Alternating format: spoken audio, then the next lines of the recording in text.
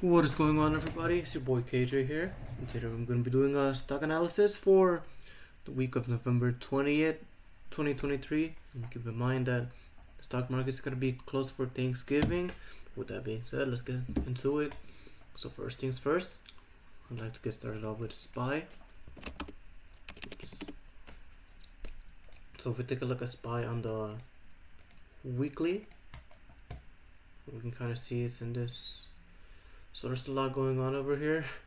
So first of all, I'd like to address this trend line right here, which I'm going to red. So this one right here is the break of that downtrend. So we did a great job breaking that downtrend right there and blasting through that SNR level.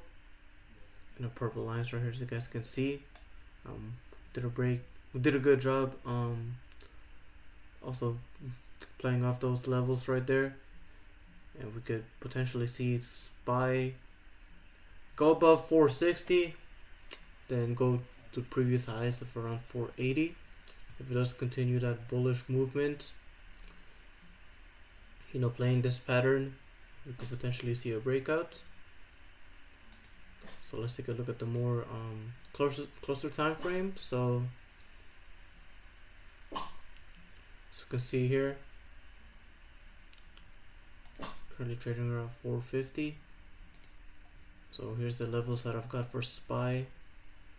So as for the resistance levels, I've got it around 451, around 451, 452, around that range. So one thing you guys have to remember is that the market makers always know that the general public is gonna place buy or sell orders directly at a non-decimal price. So for example, around 451, 452, never 452.05 or 451.99. So if you guys are gonna set those entry and exit levels, don't try not making it exactly at those huge order blocks.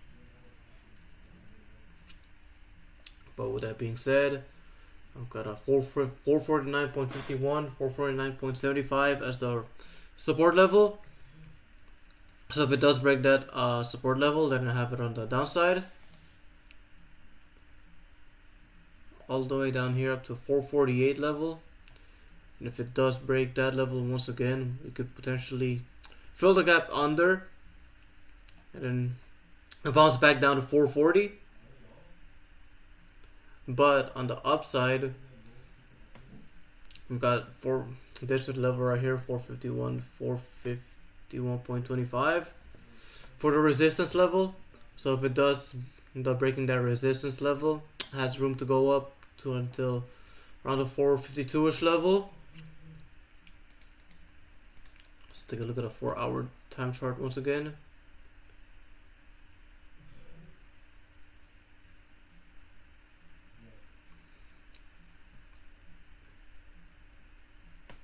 So yeah, be wary of this bounce back down, potentially around the SMA or the support trend line right here.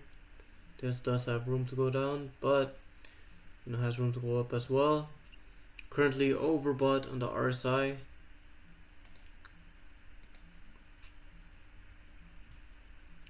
So with that being said, keep an eye out for those levels right there. And next up, I've got IWM. So as far as that IWM goes, we've been trading at this level, important level right here, and got rejected by that SMA, 50 SMA right there. So if we really want to see a break in IWM, potentially reach 200, hopefully by the end of the year, or even 190, then it's really gotta break that 180 level right there. So let's take a look at the more broad time frame, more closer time frame. So I played that head and shoulders very well right there. Then we saw a retest of that level. Then it did a successful bounce off that support line. So now take a look at the 15 minutes.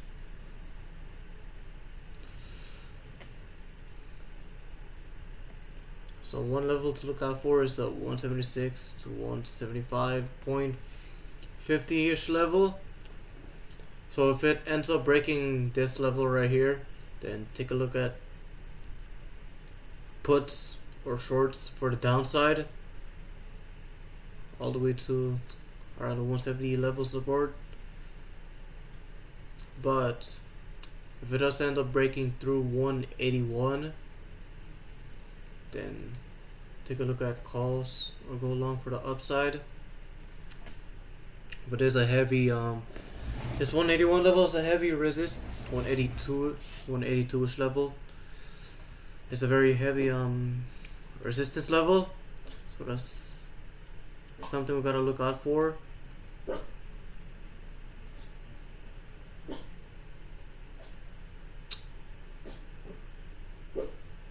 Yeah, and then if we do end up breaking past that level, next price target would be around 184 on the upside before we see some more heavy resistance.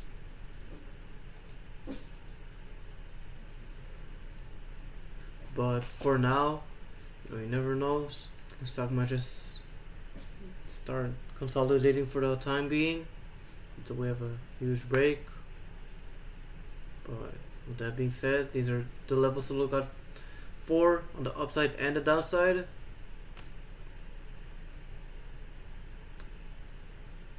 But yeah, as you can see, just consolidating around 177, 178 level. The price really wants to stay at. But yeah, anything below this level right here, I'd be going short. And anything above 181, 182, I'll be going long. Alright, so next up, I've got Amazon. So Amazon is a rather more interesting setup. So as far as Amazon goes, you can see a cup and handle potentially forming right here. So we've got the cup right here, we've got the tiny handle right there. So if we take a look at the more closer time frame, we can see that Amazon is at it's on a bullish trend right now, as you can see from this level on Thursday. Just been continuing that trend. So got 1, 2, then potentially 3 touches right there. So it could continue this trend up until 148 level. If we do end up breaking past that 148 level, yeah, my next price target would be 150. So yeah, that's something to look out for Amazon. Potential cup and handle forming.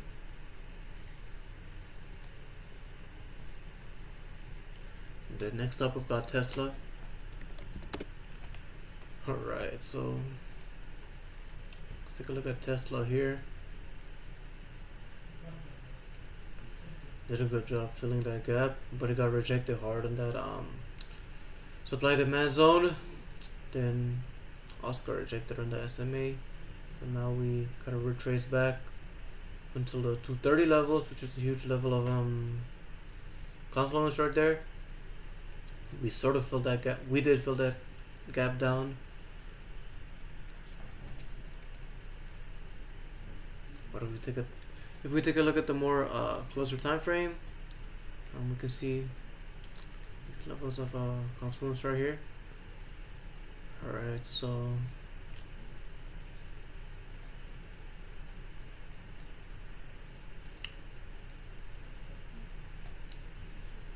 any break below 230, then I would be going short in the stock with a downside target of 225.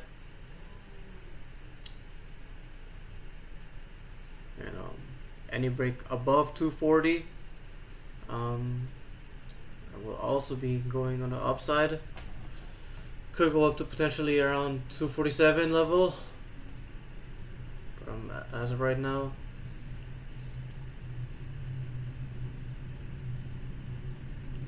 we've got the 236 to 35ish level to look out for, and any break above that, next price target is 240. But then again, we could probably see a rejection on that 236ish level.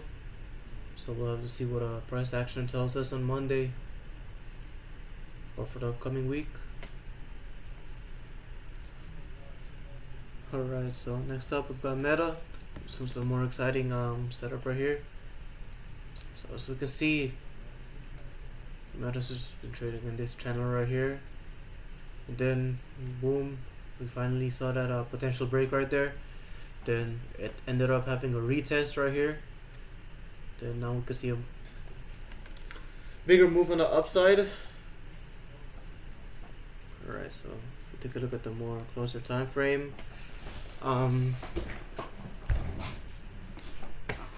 so there's a critical level of support right here around the third 332 level, which is 32.5 level.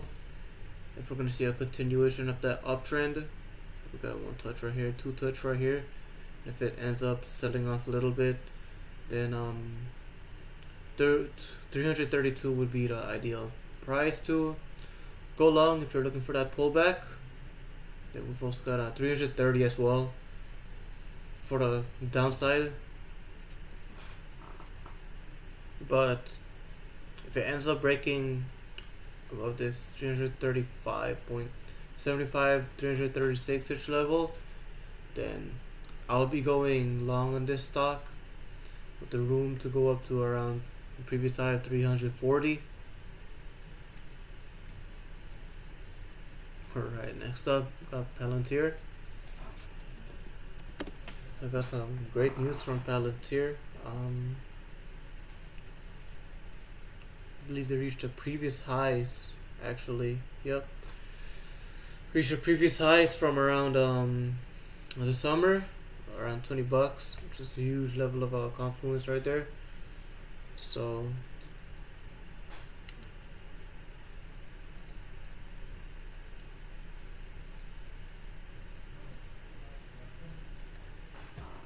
one way I'm gonna play it out is if it breaks above 21.25 level, then I've got my next price targets of $22 and eventually $24 right after that.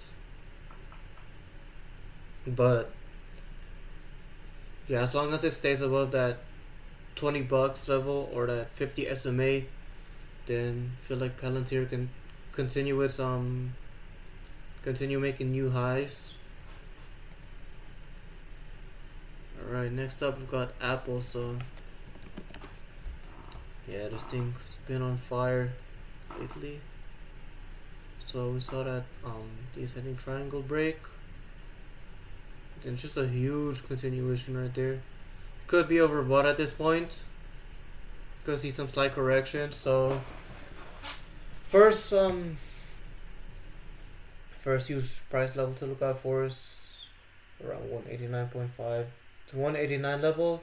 Currently about where we're sitting right now. So if it does end up breaking below that level, then I've got the downside target of around 187.5, and then even further down we've got 186.25 for the downside targets, huge levels. But for the upside target, I'm looking for a break of the 190.25ish level around there to about the 190.5 level.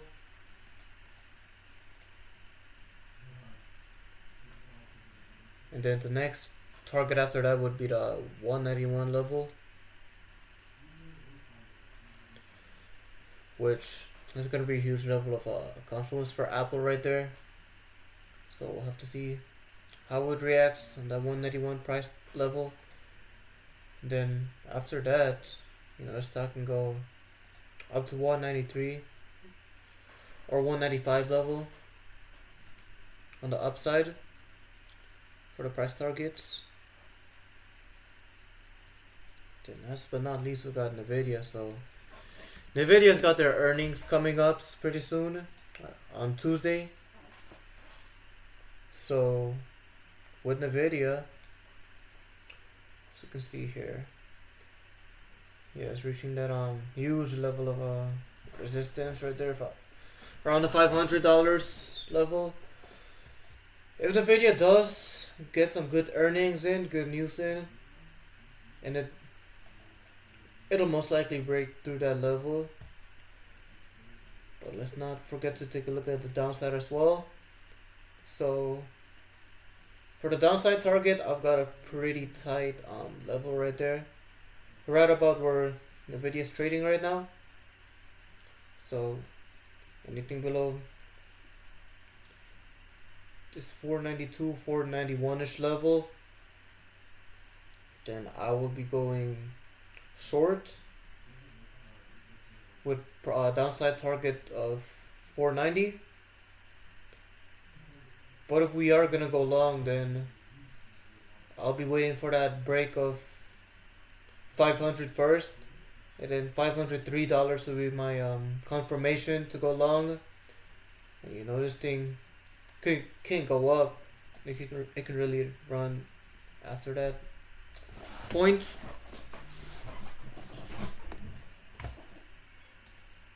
So yeah, that's all I've got for today, guys. Hope this video was informative. And remember, this is not financial advice. It's my perspective and analysis. Oh my god, stop barking. It's my perspective and analysis on the stocks. And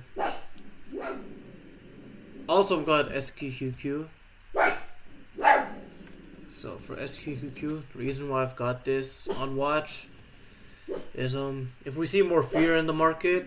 So as you guys may have heard, the OpenAI, their CEO basically got fired for some shady stuff essentially. And you know who owns OpenAI? So Microsoft does. So